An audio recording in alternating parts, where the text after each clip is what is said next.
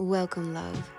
This is Sex, Drugs, and Sound Bowls, and I'm Jessie Siren, here to stir the cauldron with raw psycho-spiritual talks on healing, plant medicine, sex, motherhood, and the sacred chaos that cracks us open and lights the way forward. Expect deep truth and raw feels that leave you inspired, held in your humanness, and ready to take your rightful place as the creator of your own experience. With a deep breath and an open heart, let's be all the way here now. Welcome to Sex, Drugs, and Sound Bowls with Matt, and Jessie. I was gonna say the sirens. with the sirens. Sirens. 1, 2, 3. The Sirens. Okay. So, how did we get here? Well, getting here, we've been married 10 years. I was born in Ellensburg, Washington.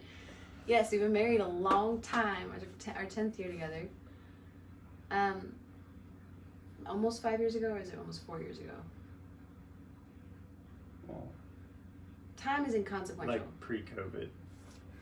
Just before COVID, I was taking a business marketing class. I'm a musician. I was about to release an album, and I was sitting outside of yoga one night thinking, what is something I can do that is radically different from other musicians I see right now?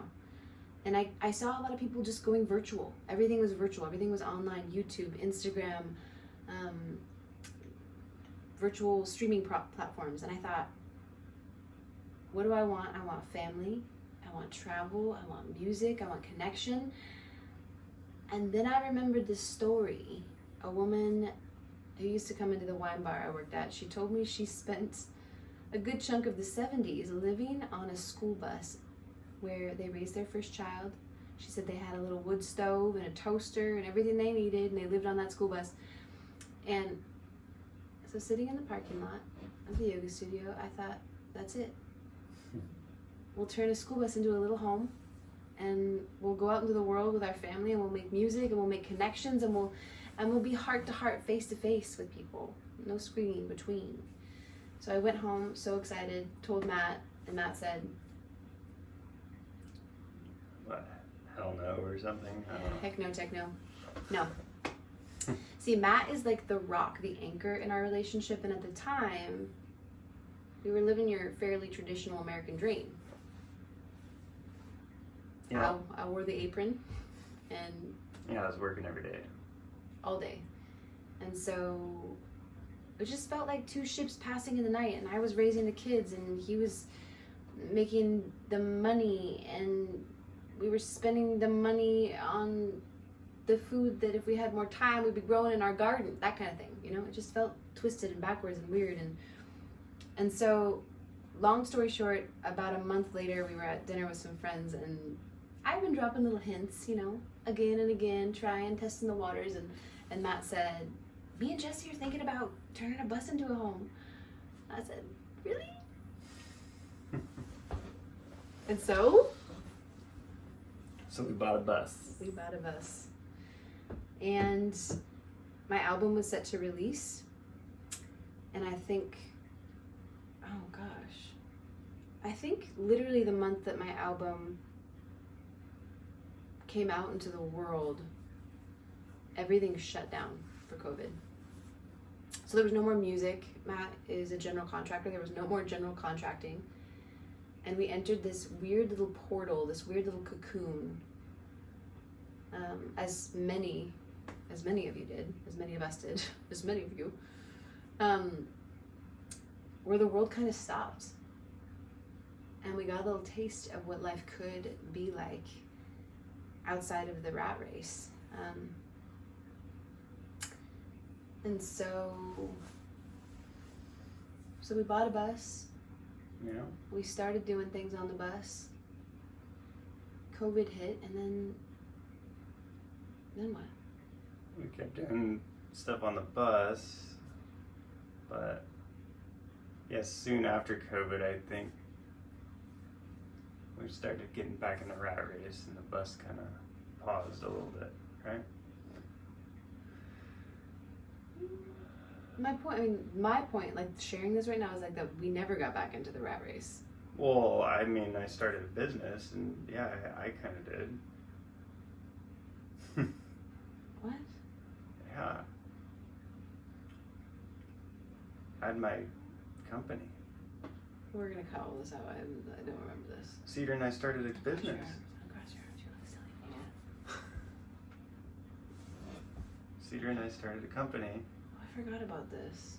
and Well, and I wanted to talk about during COVID when we did our drug stint too. I don't want to skip past that. That's like a very important part of drugs, Right. sex, and samples. So we got a little taste, and then from there, and then you can talk a little bit about Jesse wanted to do something. Yeah. Or So you can say you did wanted to, whatever.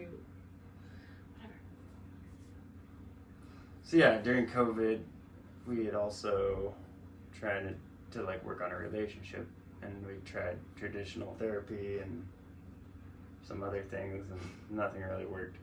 So we, Jesse had the idea of looking into psychedelic therapy.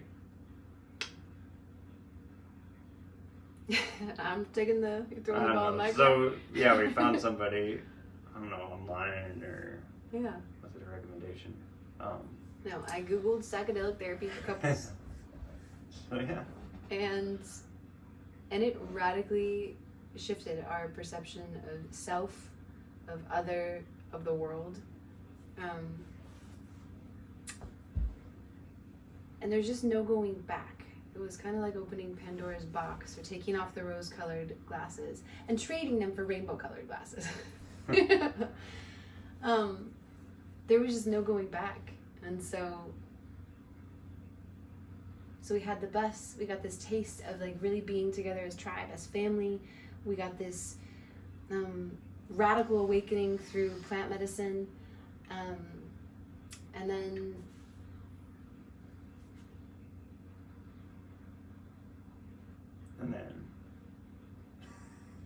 well, it's you. You said we kind of got swept up in the rat race again. Oh yeah, so I started a business and became really busy once stuff started picking back up. I became really busy. It's good. And yeah, we started like ships passing the night again, and the bus kind of went on the back burner. Fast forward like 5 years later. So basically from the time our middle child was born, he's been hearing about this elusive, magical bus dream and talking about it. Like, he's 5 now, and since he was 1, he's been saying, when we're on the bus, are we going to do this? Or when are we going to be on the bus? Yeah. And it's been kind of a mystery to us. We're like, why is the bus not done? Why are we still at square one on the bus? What's going on with the bus? What are we doing? Because we've been so hyper fixated on it, like we've wanted it. But there are also a lot of parts, which I recently discovered, not just in Matt, but also in me, that equally don't want that, because it's a radical change in the way that we're living our lives, and also we have no idea what's on the other side of that bus stream. Once we're on the bus, then what? And so, over the past 4 years, I had 2 more children, right? Like, since we got the bus. Well, Jude was already around. Jude was a baby. So I've been home, like, nursing babies, taking care of babies, changing diapers, and he's been out there staring at this big metal monster all on his own, trying to motivate himself, trying to figure things out without the crazy lady who got him into this mess by his side. And so we just made a radical decision yesterday, the day before yesterday. I've been running courses the Wild Woman's Way. Matt's been picking up contracting jobs. We've been taking care of our kids and, just spreading ourselves so thin and keeping ourselves so busy, too busy, in fact, to have much time at all to invest in the bus. And we just decided we aren't going back. We know we're not going back. We're not going back to the rat race. We're not going back to 2 ships passing in the night, to Matt missing this precious time of watching his kids grow up. And so if we're not going back, but we're also not going forward, we're just staying stuck. So we decided to put everything else to the wayside and to check our fear and just freaking balls to the wall, go for it. What does go for it mean? What are we gonna do? Can build a bus. How fast do you think we can build a bus? I don't know. I'm like nervous right now. I feel nervous. I feel all the things right now because the thing is, like, basic fears, like basic needs, housing, money, security, all of those things feel so up in the air. We're literally rendering our family homeless. We're going to move them onto a bus. We are going to go into debt for this project. The security of knowing what comes next is all out the window. But it's also really exciting. I feel equally as exciting. And I've been envisioning this life for so long. It doesn't feel totally unknown to me. It feels like I know myself. I know I'm a little idealistic.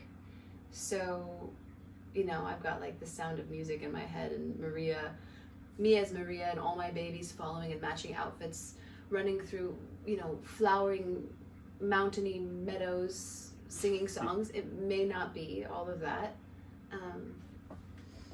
but it will be an adventure. What about you? Where are you with it? Oh, it's kind of scary. Scary as hell, but Kind of scary. just gotta step in and take the leap. You're taking the leap. Go for it. So this is the beginning of a hopefully long and beautiful journey. No, I digress. This is the middle of a very long and beautiful journey. And we'd love to have you along for the ride.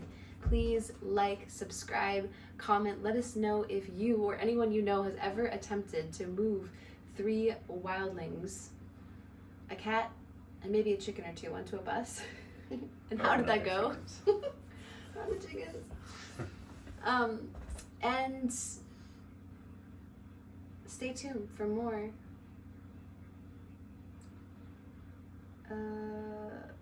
of this.